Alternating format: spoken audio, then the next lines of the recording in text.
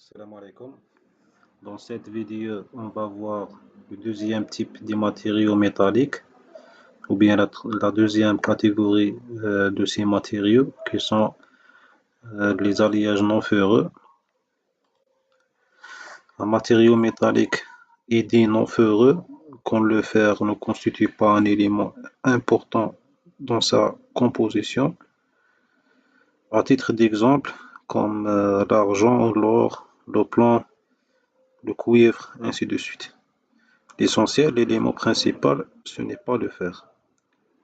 Généralement, ces matériaux présentent un certain nombre de points communs, comme la facilité de formage, la bonne résistance aux agents atmosphériques.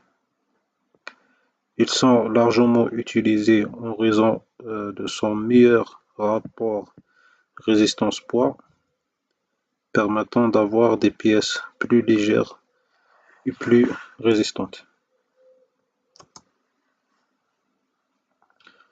Dans ce cours, on présente seulement le cuivre et ses alliages, ainsi que l'aluminium et ses alliages. Commençons par le cuivre et ses alliages. Donc, le cuivre se trouve dans le sulfure. C'est un métal rouge.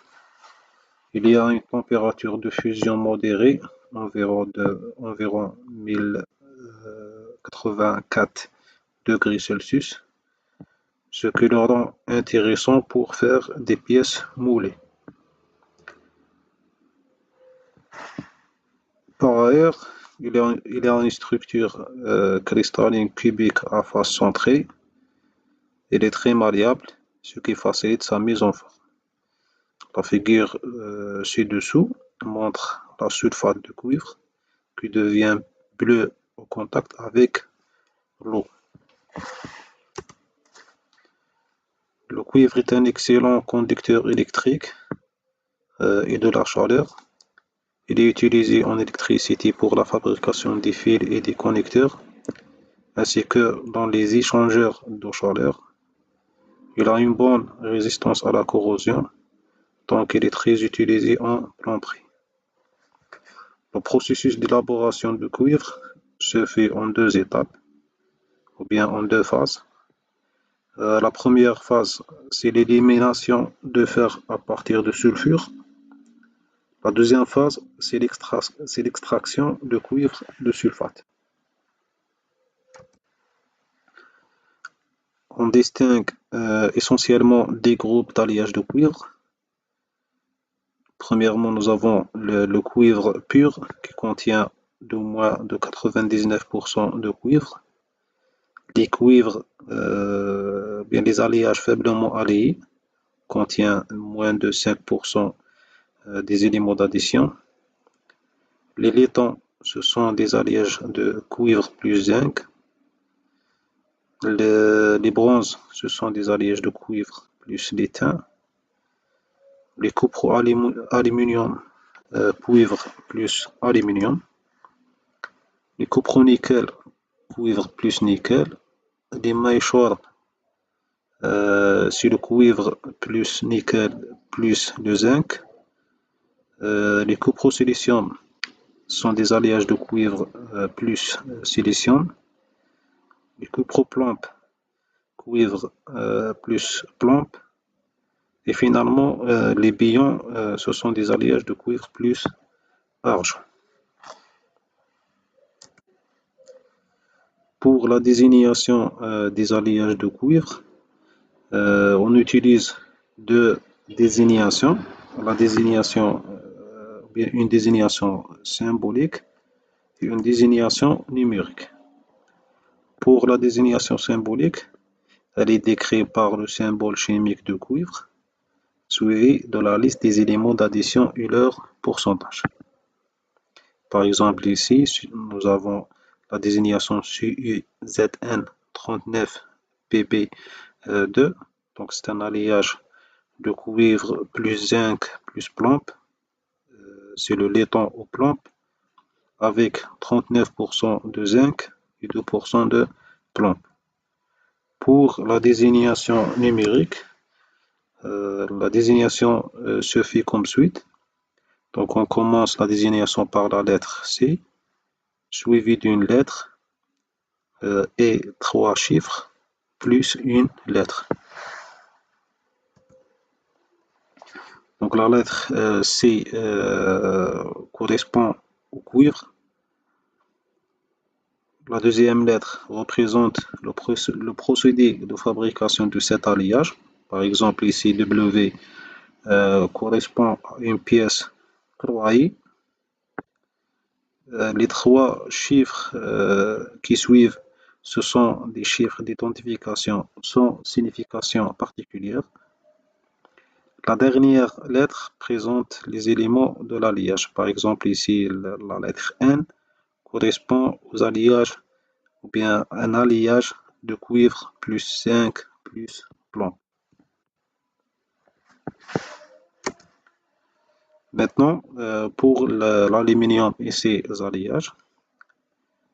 Donc, l'aluminium se trouve essentiellement dans les argiles avec un pourcentage compris entre 3 et 5%, ou bien dans la bauxite avec un pourcentage de 40 jusqu'à 60%. On le retrouve sous forme d'oxyde d'aluminium hydraté, mélangé de la silice et de l'oxyde de fer. L'aluminium a une structure cristalline cubique à face centrée. Sa caractéristique la plus importante est sa faible masse volumique. Le point de fusion de l'aluminium est notamment bas, environ 660 degrés Celsius, ce qui le rend particulièrement apte aux opérations de la fonderie, ou bien pour la fabrication des pièces par moulage. Aujourd'hui, l'aluminium et ses alliages prennent une place importante dans l'industrie. Son utilisation s'accroît grâce à ses propriétés qu'il présente, donc grâce à sa légèreté et sa bonne résistance mécanique. Il est utilisé dans la construction mécanique. Il a une bonne conductivité de chaleur et d'électricité. Il a une bonne résistance à la corrosion et contre l'influence de l'atmosphère. C'est pour ça qu'il est très utilisé dans l'industrie chimique et alimentaire. Il est aussi facile à déformer et à souder. Donc, compte tenu de tous ces avantages, les alliages d'aluminium sont principalement utilisés en aéronautique, pour les articles de sport et les structures utilisées en marine. Le processus d'élaboration de l'aluminium se fait en 2 étapes. La première étape, c'est l'extraction de l'alumine de la bauxite. Dans cette étape, la bauxite est broyée, puis mélangée avec la soude à haute température et sous pression. L'aluminate de sodium obtenu est débarrassé de ses impuretés, puis dilué et refroidi, ce qui provoque la précipitation d'oxyde d'aluminium hydraté. L'aluminium hydraté après séchage subit une calcination dans des fours rotatifs à une température de 1200 degrés Celsius. Donc on obtient de l'alumine avec une teneur en oxyde d'aluminium supérieure à 99%.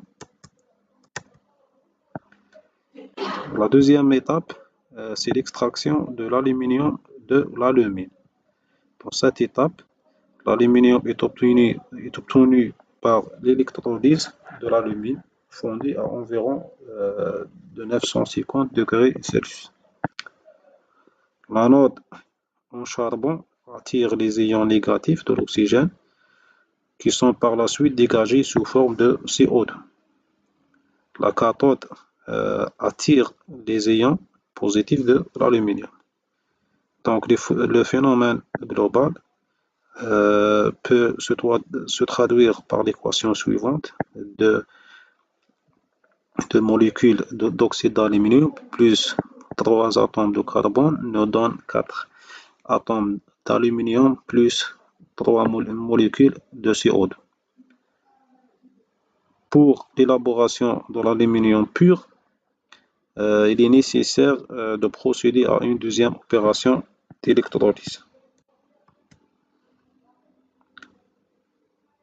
Ainsi, pour la désignation des alliages d'aluminium, on utilise deux types de désignation, symbolique et numérique. Pour la désignation symbolique, elle est décrite par le symbole chimique de l'aluminium, suivi de la liste des éléments d'alliage et leur teneur en pourcent.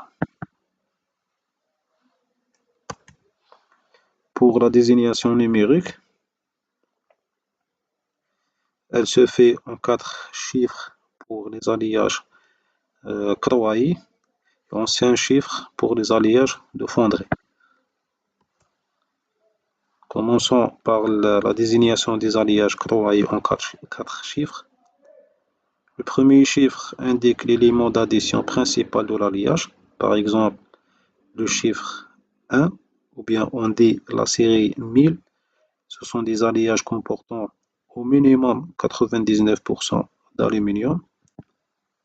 Le chiffre 2, ou bien la série 2000, ce sont des alliages d'aluminium plus cuivre.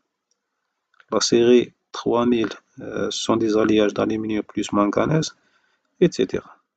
Jusqu'à la série 8000. Le deuxième chiffre indique s'il y a des modifications des alliages spécifiques. Les deux autres chiffres servent à identifier l'alliage. La seule exception est la série 1000. Ces deux derniers chiffres indiquent le pourcentage d'aluminium. Par exemple, la désignation 1050, c'est un alliage d'aluminium qui comporte au minimum 99,50% d'aluminium. Parfois, les 4 chiffres, ou bien ces 4 chiffres, sont précédés par les préfixes EN, AL, ENAW, ce qui ENC signifie European Normalization, désignation européenne. A, c'est l'aluminium. W, c'est un alliage Crowai ou bien route en anglais. Pour la désignation des alliages de fonderie en 5 chiffres, donc le premier chiffre indique l'élément d'addition principal de l'alliage, comme la désignation en 4 chiffres. Le deuxième chiffre indique le groupe de l'alliage et les 3 chiffres suivants sont des numéros d'ordre qui servent à identifier l'alliage. Parfois, les 5 chiffres sont précédés avec ENAC. Donc EN, c'est la désignation européenne, ou bien European Normalization. A, c'est l'aluminium toujours. Donc, c'est représente un alliage obtenu par fonderie ou bien cast alloy en anglais.